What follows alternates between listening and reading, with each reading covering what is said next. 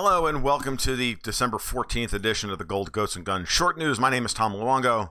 We've got a lot to talk about. And today, I want to talk about Mike Pompeo's speech at the German Marshall Institute. So the German Marshall Institute is it's an American creation to sell American foreign policy initiatives to the Germans.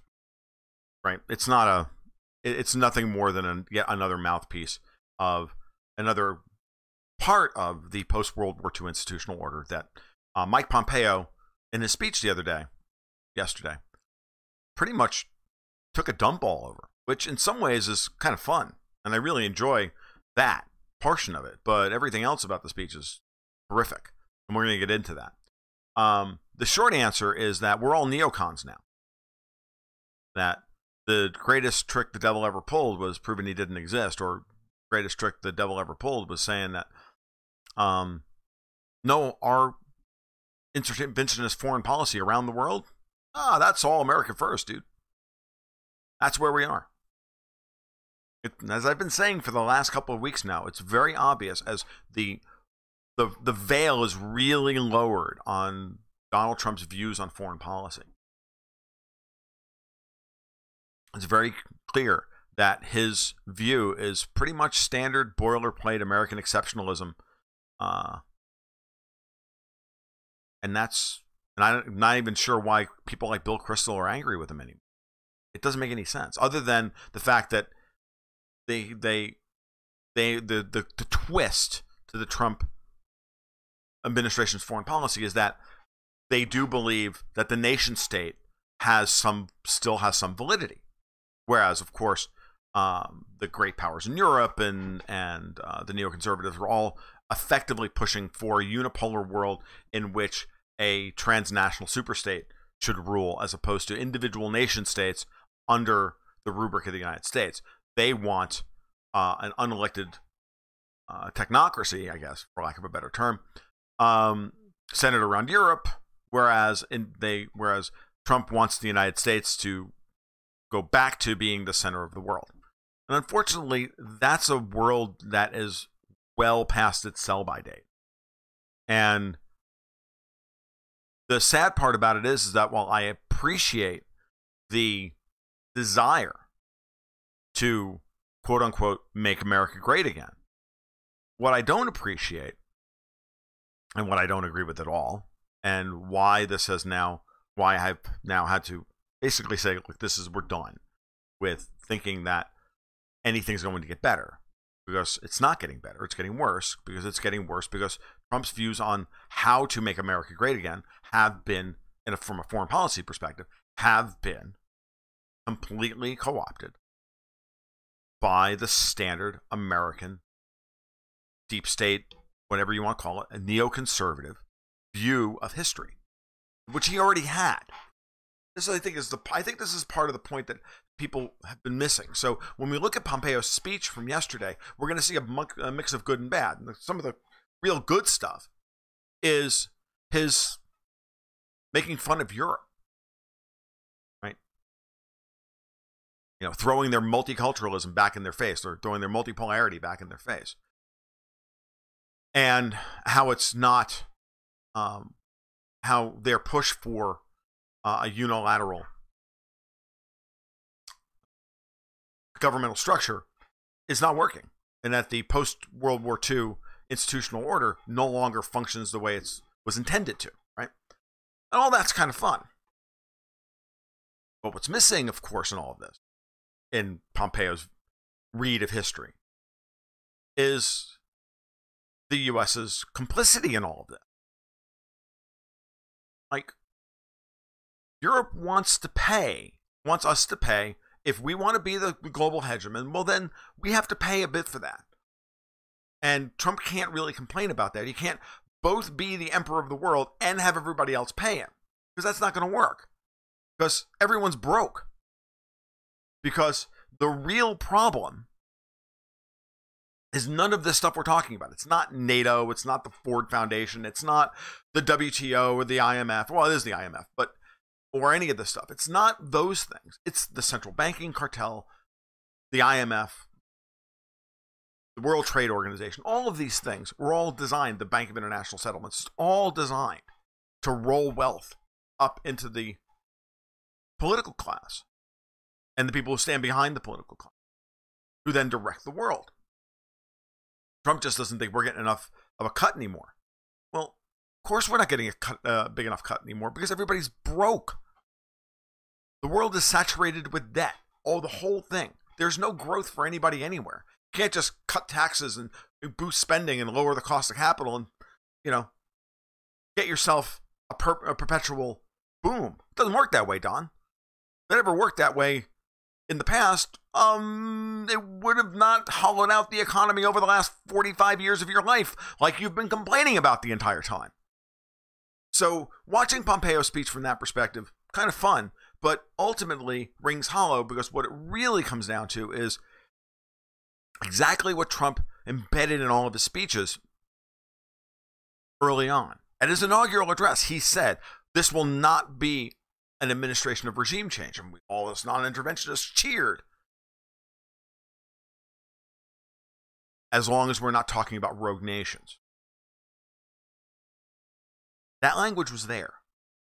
We chose to ignore it. I didn't choose to ignore it. I chose to discount it heavily. I didn't ignore it. I always saw it. I kept saying, well, yeah, but he's going to define Iran as a rogue nation and he's going to go after Iran. We're doing. Russia is now a rogue nation. China is a rogue nation. Anybody who doesn't agree with him is a rogue nation. Does this sound vaguely familiar here? Because if it doesn't sound vaguely familiar to you, then you're not paying attention. At the end of the day, the American exceptionalist mindset demands sovereignty for America and not for everybody else. It's a narco-tyranny in another fashion. We're the good guys, therefore everything we do is fine, and every time we abrogate your rights and every time we beat you, we're doing it for your own best interest. But y'all are wayward children that need to be beaten into submission. And as long as you submit, everything will be fine. That's what all this hybrid war stuff is about. That's what all this energy dominance policy is all about. That's what sanctioning the world is all about. What it's about. For all of this time, we've been trying to excuse Trump's domestic struggles as somehow it was some kind of noble pursuit against the deep state, that he's somehow a righteous Christian warrior going to go and smash the deep state. Really? Maybe. Another read is that this is the way he's always was planning on doing it. Maybe that's what this is really about. That maybe really the guy didn't have any good ideas in the first place. And it was Congress's job to rein him in.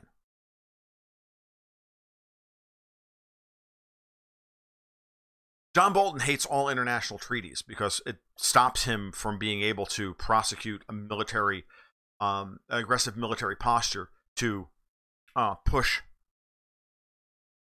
his opponents to the wall and force them to either capitulate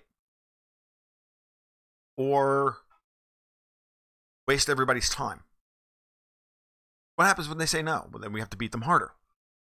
Remember, this is the authoritarian mindset. You're saying no because I'm not beating you hard enough. That's American foreign policy. Always been this way. Trump's job has been to sell that as somehow uniquely American and good, moral.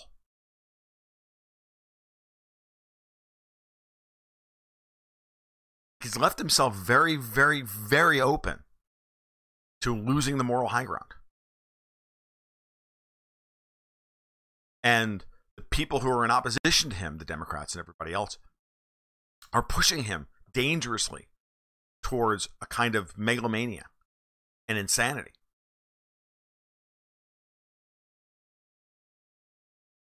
Pompeo's speech is a classic example of this.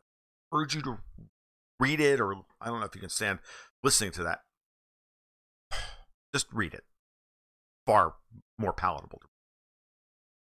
So, understand that when empires get close to ending, they become paranoid. They see everybody who's telling them no as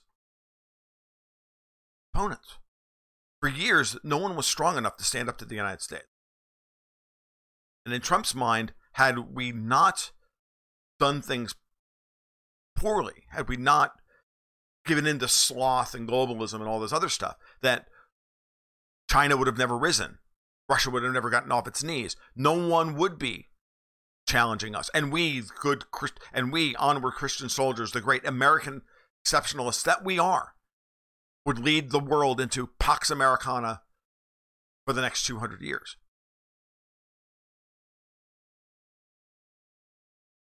Anybody really believe that? I mean, I know it sells well. Really? No, what happens is that empires become paranoid. And the slightest little deviation has to be punished.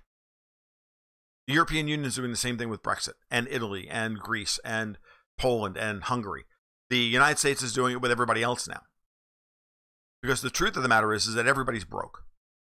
The debt is choking the life and the growth out of the global economy. There needs to be a flushing of the system. Everybody is now fighting over, picking over the corpse of the post-World War II capital base. And there's not much left. Ayn Rand, in Atlas Shrugged, very prophetically used the image of zombies picking over a corpse. It's where we are now. And those zombies are Deutsche Bank, GE, Raytheon, General Dynamics, etc., etc. And Trump is just a reaction again. Strip away all the rhetoric, and that's where we are. This has been the Gold, Goats, and Guns short news for Friday, December 14th, 2018. Tonight, I will be live at 8:30 on right here on YouTube and Periscope. You can follow me then. Click like and subscribe to and notifications to take part. It would be great. I'd love to see you here. You can also follow my work over at goldgoatsandguns.com, and you can subscribe and you can support my work over at Patreon at patreon.com/goldgoatsandguns. You guys take care. You have a great weekend. If I don't see you tonight, you keep your stick on the ice.